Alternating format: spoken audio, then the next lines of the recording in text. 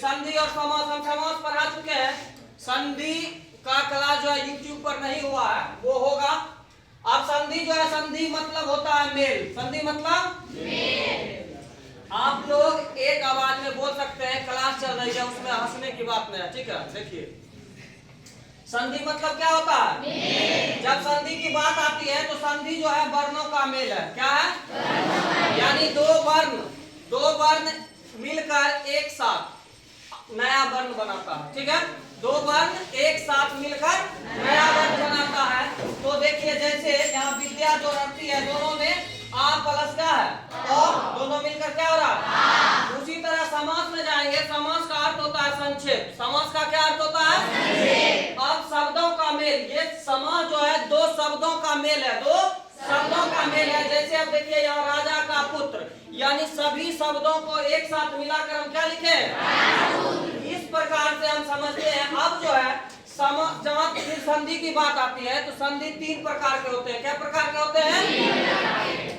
स्वर संधि, व्यंजन संधि और विसर्ग संधि। तो हम आज जो है आप लोगों को स्वर संधि के पांचों प्रकार को बताएंगे, जिसे आप आराम से एक बार समझिएगा। कोई परिभाषा याद करने की जरूरत नहीं है, सिर्फ आप नए नए वर्ण को याद रखिएगा कि कौन वर्ण क्या होता है, जो कौन संधि होता है, ठीक है। कोई दिक्कत? आप देखिए संधि की बात आई। संधि क्या? स्वर संधि। स्वर संधि कितने प्रकार के हैं? दीर्घ स्वर संधि, गुण स्वर संधि, यंत्र स्वर संधि, वृद्धि स्वर संधि और अब जो है हमको ज्यादा परिभाषा में नहीं जाना है। किसमें नहीं जाना है? काहे कि जैसे ही हम लॉन्ग टर्म में जाएंगे, बड़ा हो जाएगा, तो हमको कहीं कहीं दिमाग में एग्जाम में आ जाता है क्वेश्चन, तो हम ये डिसाइड नहीं कर पाते हैं कि कौन दीर्घ है, कौन यन है, कौन अयादी है, ठीक है। तो हम आराम से देखेंगे। हमको याद अगर कुछ रखना है तो ये याद रखना है। क्या याद रखना है? जैसे दीर्घ स्वर संधि है, इसमें याद रखना है आ, दीर्घ ही और दीर्घऊ। यानी हर में दीर्घ, दीर्घ मतलब होता है बड़ा। दीर्घ मतलब क्या होता है? बड़ा। जैसे ही बड़ा का याद आया, अब यहाँ देखिए आकार है, आकार है, आकार है, यहाँ देखिए आकार है। अरे आप लोग नहीं समझते हैं, आकार है। यहाँ देखिए, यहाँ मात्रा अनुसार यानी आकार है। देखते जाइए, सिर्फ आकार पर ध्यान दीजिए। अब तो आपको पहचानने में कोई दिक्कत नहीं है। आप यहाँ देखिए दीर्घिकार है, यहाँ देखिए दीर्घिकार है, इस पर यहाँ आकार है। यहाँ इस प्रकार जो है हम लोग जो है इसको अगर दिशांतर है तो आकार है ना, महात्मा है। यहाँ देखिए, यहाँ देखिए, यानी दीर्घु क्या है? हर्षुकार होता है और दुर्घुकार होता है। यानी ये बड़ा है। इसी प्रकार से वार्तालाप आकार है। आप देखिए दुर्घुकार है। अब जो है आपको दीर्घ स्वर संधि पर चलने में कोई दिक्कत है? याद क्या रखना है? दीर्घकार। कोई दिक्कत? कोई भी बच्चा को? ठीक है। आप देखिए दीर्घ हो गया। गुण पर चलते हैं। गुण में क्या याद रखना है?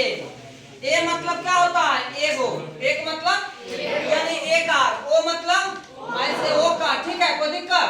अब अर जो है अर, अब हम चाहते हैं कुछ नहीं करना है, कुछ नहीं करना है, सिर्फ हमारे पास शब्द रखा हुआ है और उसको देखना है कि उसमें जो है ए ओ अर है या नहीं। अगर ये तीनों है तो कौन संधि होगा? अब देखिए नरेंद्र क्या है? है। सुरेंद्र है। सत्येंद्र है। महेश। अब देखिए यहाँ रो क्या है? रो ओ है। यहाँ देखिए वो है। यहाँ देखिए अर आया है, महर्षि क्या है? महर्षि। यहाँ क्या है? देवर्षि है। और यह है महोत्सव क्या है?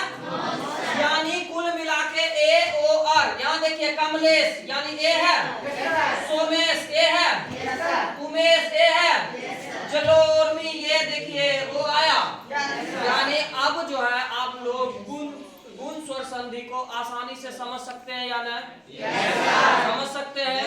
कोई दिक्कत? चलिए आप देखिए आप लोग स्वर संधि का दीर्घ हो गया, गुण हो गया। अब कौन होगा? यंत्र स्वर संधि। कौन होगा?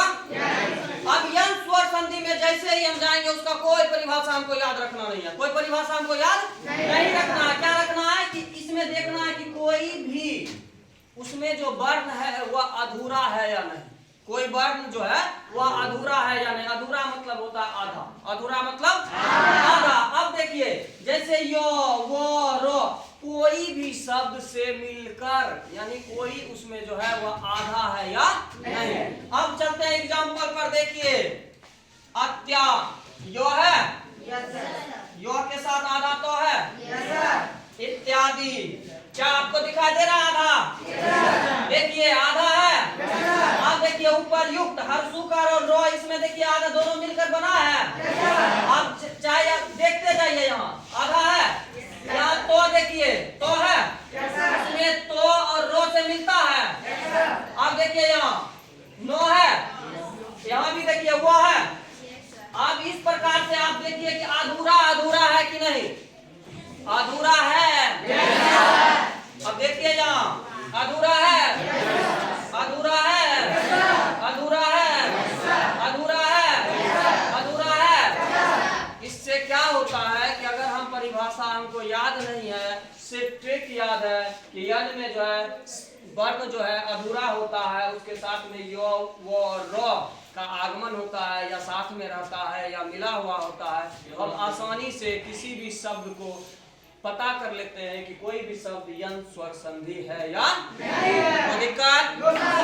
अब जो है स्वर संधि का चौथा ये क्या है, वृद्धि। क्या है? देखिए हम जो लिखे हैं ये नहीं सोचिएगा कि पहले दीर्घ आया, गुण आया, यंग वृद्धि आया आदि, कहीं से भी सभी सर जो है अलग अलग लिखते हैं। कोई गुण के बाद वृद्धि लिख देते हैं, वृद्धि के बाद यंग, जैसे लिखा है उस अनुसार से पढ़ा दिए, ठीक है, इसमें कोई दिक्कत नहीं। अब जैसे वृद्धि में चलेंगे तो इसकी परिभाषा अगर हमें नहीं याद है, हमें याद नहीं हो रही है, तो हम सबसे पहले इसको याद रखेंगे कि एकार। एकार मतलब कितना, कोई दिक्कत? अब औ का औ है, क्या है, ओ और औ होता है। इस चीज को अगर हम समझ जाते हैं तो हम एग्जाम्पल देखकर, शब्द को देखकर, ठीक है, उसको आसानी से पहचान लेते हैं कि वह स्वर संधि के पांचों प्रकार जो हैं उसमें कौन संधि है, ठीक है, कौन संधि। अब जैसे वृद्धि संधि की बात हो रही है, अब देखिए इसमें हम आते हैं एक एक। क्या है? एक एक। यहाँ देखिए यहाँ जो है अय है, यहाँ देखिए मतय, यहाँ अय है, यहाँ देखिए धनय अय है, सदैव अय है, सदैव अय है। अब चलते हैं कि परमोदा, यहाँ देखिए औ है, यहाँ पे देखिए औ है, इसको इंडिकेट कीजिए और शब्द को आसानी से देखिए औ है कि नहीं। यहाँ देखिए अय है, यहाँ भी आय है, और देखिए यहाँ औ है। अब जो है हम आसानी से नहीं पकड़ सकते हैं कि यह वृद्धि स्वर संधि है, समझ गए? कोई दिक्कत? अब देखिए आदि संधि का लास्ट है, हमको जो है देखिए इसमें तीन शब्द हर समय याद अगर हमको रहता है, तीन चीज आए, अब, अभी, आए, अब, अभी। अब इतना है आए, आए, अभी, अब, अभी, अभी, अभी, अब, यानी इतने रखेंगे तो कहीं ना कहीं मेरे माइंड में कंफ्यूजन होगा और शब्द को पहचानने में कहीं ना कहीं दिक्कत होगी, ठीक है। तो हम जो है आराम से, अगर वो तीन याद रखता है तो आराम से हम किसी भी शब्द को, अगर उसमें अ आदि संधि का एग्जाम्पल है तो हम आराम से देख के बोल सकते हैं, लिख सकते हैं। तो देखिए यहाँ देखिए नयन, क्या है, नयन अय है, शयन अय है, नायक अय है कि ना, गायक। अब देखिए यहाँ आप बोलिएगा सर वहाँ आप लिखे आय, यहाँ है गायक आय, तो वहाँ देखिए हमको आय से ही आय बना है, ऐसे ही आय बना है, कोई दिक्कत? इसी तरह देखिए गायन, नायिका, देखिए आई है। अब देखिए उसके बाद गायिका, नाभिक, पावन, पावक, देखो अब है, अब देखो अब से आप बना है, दूसरे में जाओ। उसी प्रकार यहाँ भाव,